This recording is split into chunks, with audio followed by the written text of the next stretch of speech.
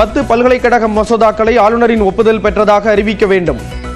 சிறப்பு அதிகாரத்தை பயன்படுத்தி உத்தரவு பிறப்பிக்க உச்சநீதிமன்றத்திற்கு தமிழ்நாடு அரசு கோரிக்கை.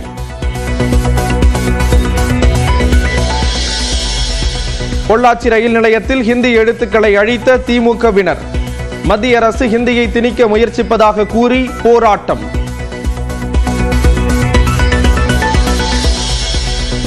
தருமபுரி கிழக்கு மாவட்ட திமுக செயலாளர் தரங்கம் சுப்பிரமணியம் மாற்றம். புதிய செயலாளராக தர்மசெல்வனை நியமித்து பொதுச் செயலாளர் துரைமுருகன் அறிவிப்பு. தமிழ்நாட்டில் நாளை மறுநாள் முதல் 4 நாட்களுக்கு மிதமான மழை பெய்ய வாய்ப்பு. சென்னை வானிலை ஆய்வு மையம் கணிப்பு. கன்னியாகுமரி மாவட்டம் திருப்பரப்பு அருவியில் சீரான நீர்வரத்து. விடுமுறை தினம் என்பதால் சுற்றுலா பயணிகளின் எண்ணிக்கை அதிகரிப்பு.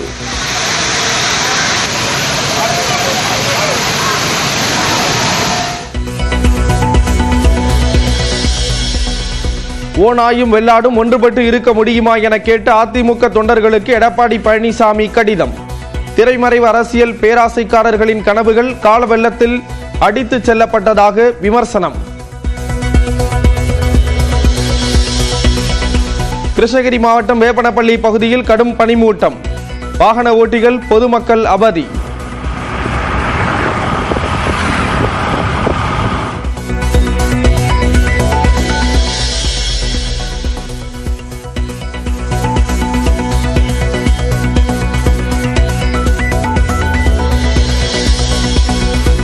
அண்ணா பல்கலைக்கழக மாணவி பாலியல் வன்கொடுமை வழக்கில் சிறையில் அடைக்கப்பட்டுள்ள ஞானசேகரனின் சொகுசு கார் பறிமுதல். 7 வீடுகளில் நகைகளை திருடியதாக வழக்கு பதிவு செய்யப்பட்ட நிலையில் 100 சவரன் நகைகளை கைப்பற்றிய காவல்துறையினர். தாம்பரத்தில் சாலையில் ரகளை செய்த மனநலம் பாதிக்கப்பட்ட முதியவர் அடித்து கொலை. காவல்துறையினர் விசாரித்துக் கொண்டிருந்த போதே அடித்துக் கொன்றவர்களிடம் விசாரணை.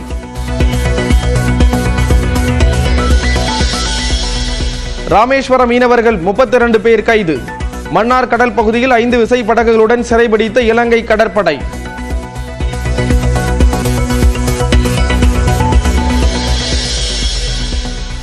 தமிழக வெற்றிக் கழகத்தின் ஆண்டு விழாவில் பங்கேற்பவர்களுக்கான நுழைவுச்சீட்டு விநியோகிக்கும் பணி தொடங்கியது. மாவட்ட செயலாளர்களுக்கு நுழைவுச்சீட்டு விநியோகித்த கட்சியின் பொதுச் செயலாளர் ஆனந்த். சென்னையில் வடக்கு மண்டல இணை ஆணையர் அலுவலகத்தில் நிறுத்தி வைக்கப்பட்டிருந்த வாகனங்களை அடித்து நொறுக்கிய கைது. இரவில் வந்து வாகனங்களை சேதப்படுத்திய நிலையில் காவலர்கள் நடவடிக்கை. கொடைக்கானல் பூம்பாறை குழந்தை வேலப்பர் கோயில் தேரோட்ட விழா. பல்லாயிரம் பக்தர்கள் பங்கேற்று தரிசனம்.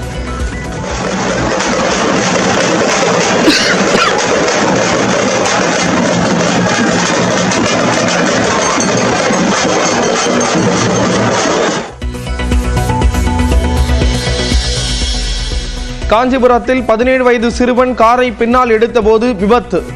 வாசலில் கோலமிட்டுக் கொண்டிருந்த பெண் உயிரிழப்பு.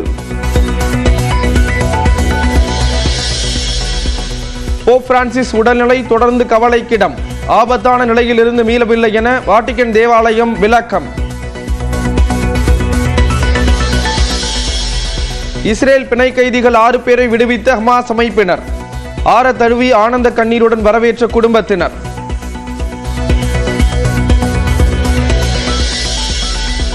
சாம்பியன்ஸ் கோப்பை கிரிக்கெட் தொடரில் இன்று பாகிஸ்தானை எதிர்கொள்கிறது இந்தியா. 2017 இறுதிப் போட்டி தோல்விக்கு இந்தியா பழி தீர்க்குமா என ரசிகர்கள் எதிர்பார்ப்பு. இந்தியா பாகிஸ்தான் கிரிக்கெட் போட்டியின் நேரடி ஒளிபரப்பை சென்னை மக்கள் ராட்சத திரையில் கண்டுகளிக்கலாம். மெரினா பெசன்ட் நகர் கடற்கரையில் பிரத்யேக ஏற்பாடு. கார் ரேஸின் போது மீண்டும் விபத்தில் சிக்கிய நடிகர் அஜித்குமார். ஸ்பெயினில் நடந்த போட்டியில் தலைகீழாக கவிழ்ந்து கார் புரண்ட போதும் காயமின்றி தப்பினார்.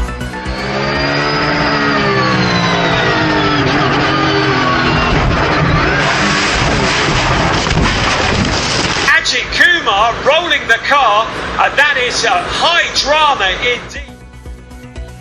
தெலுங்கானாவில் சுரங்க விபத்தில் சிக்கிக் கொண்ட 8 பேரை மீட்கக்கூடிய பணியில் ராணுவம் ஈடுபடுத்தப்பட்டிருக்கிறது. இது குறித்த கூடுதல் தகவல்களை நமது செய்தியாளர் புஷ்பராஜ் வழங்க கேட்கலாம். புஷ்பராஜ், என்ன மாதிரியான நடவடிக்கைகள் மேற்கொள்ளப்பட்டிருக்கு, விவரங்களை பகிர்ந்துக்கலாம். ஸ்ரீராம், தெலுங்கானா மாநிலத்தில் உள்ள நாகர்கோவில் மாவட்டத்தை சேர்ந்த விவசாய விளைநிலங்களுக்கு பாசன நீர் கொண்டு செல்வதற்காக ஸ்ரீசைலம் அணையிலிருந்து தண்ணீர் கொண்டு செல்லும் பணிகள் தொடர்ந்து நடைபெற்று வருகின்றன. இதற்கான திட்டம் 4400 கோடி ரூபாய் மதிப்பீட்டில் கடந்த 2005ஆம் ஆண்டு துவங்கப்பட்டது. இதற்காக சுமார் 44 கிலோமீட்டர் தொலைவு வரை சுரங்கம் அமைக்க வேண்டிய பணி நடைபெற்று வருகிறது. இந்த நிலையில் சுரங்கம் அமைக்கும் பணியில் ஈடுபட்டிருந்த போது நேற்று திடீரென்று அதன் ஒரு பகுதி மேலிருந்து இடிந்து விழுந்து 2 பொறியாளர் உட்பட 8 பேர் சுரங்கத்திற்குள் சிக்கிக் கொண்டனர். அவர்களை மீட்கும் பணியில் தொடர்ந்து தேசிய பேரிடர் மீட்பு படையினர் மற்றும் தெலுங்கானா மாநில மீட்பு படையினர் ஆகியோர் ஈடுபட்டனர். நேற்று இரவு அவர்கள் பிரத்யேக வாகனம் ஒன்றின் மூலம் சுரங்கத்திற்குள் சென்று அவர்களை மீட்கும் முயற்சியில் ஈடுபட்டனர். ஆனால் சுரங்கத்திற்குள் சேறு நிறைந்து காணப்படுவதால் அவர்களால் மேற்கொண்டு உள்ளே செல்ல முடியவில்லை. சுமார் 12 கிலோமீட்டர் தொலைவு வரை சென்றவர்கள் நேற்று இரவு திரும்பி வந்து விட்டனர். இந்த நிலையில் அவர்களுக்கு உதவுவதற்காக ராணுவத்தின் மீட்பு படையினர் நேற்று இரவு அங்கு வந்து சேர்ந்தனர். அவர்கள் மூலம் சுரங்கத்தில் சிக்கி இருக்கும் 8 பேரையும் மீட்குவதற்கான முயற்சிகள் நடைபெற்று வருகின்றன. ஸ்ரீராம், தகவல்களை வழங்கியதற்கு நன்றி புஷ்பராஜ். தாம்பரம் பேருந்து நிலையம் அருகே ரகளையில் ஈடுபட்டிருந்த மனநலம் பாதிக்கப்பட்ட நபர் போலீசார் கண்முன்னே அடித்து கொலை செய்யப்பட்ட சம்பவம் அதிர்ச்சியை ஏற்படுத்தியிருக்கிறது. சென்னை ஐனாவரத்தைச் சேர்ந்தவர் ரங்கநாதன். மனநலம் பாதிக்கப்பட்ட இவர் தாம்பரம் பேருந்து நிலையம் அருகே GST சாலையில் ரகளையில் ஈடுபட்டுள்ளார். தகவல் அறிந்த போலீசார் அங்கு வந்து விசாரித்துள்ளனர். அப்போது அந்த வழியாக காரில் வந்து தண்ணீர் பாட்டில் வாங்க சென்ற நபரை ரங்கநாதன் தாக்கியதாக கூறப்படுகிறது. இதில் ஆத்திரமடைந்த அந்த நபர் மற்றும் உடன் இருந்தவர் ரங்கநாதனை அடித்துள்ளனர். அவர் கீழே விழுந்து தலையில் பலத்த காயம் ஏற்பட்டுள்ளது. அங்கிருந்த போலீசார் உடனே ரங்கநாதனை மருத்துவமனைக்கு அனுப்பியுள்ளனர். ஆனால் அவர் வழியிலேயே உயிரிழந்து விட்டதாக கூறப்படுகிறது.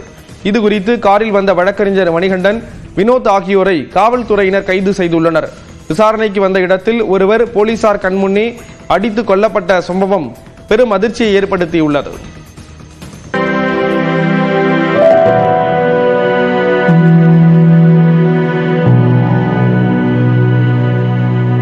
கத்தோலிக்க திருச்சபை தலைவர் போப் பிரான்சிஸின் உடல்நிலை கவலைக்கிடமாக இருப்பதாகவும் அவருக்கு செயற்கை சுவாசம் மற்றும் இரத்த மாற்று சிகிச்சை அளிக்கப்பட்டு வருவதாக வாட்டிக்கன் நிர்வாகம் கூறியிருக்கிறது.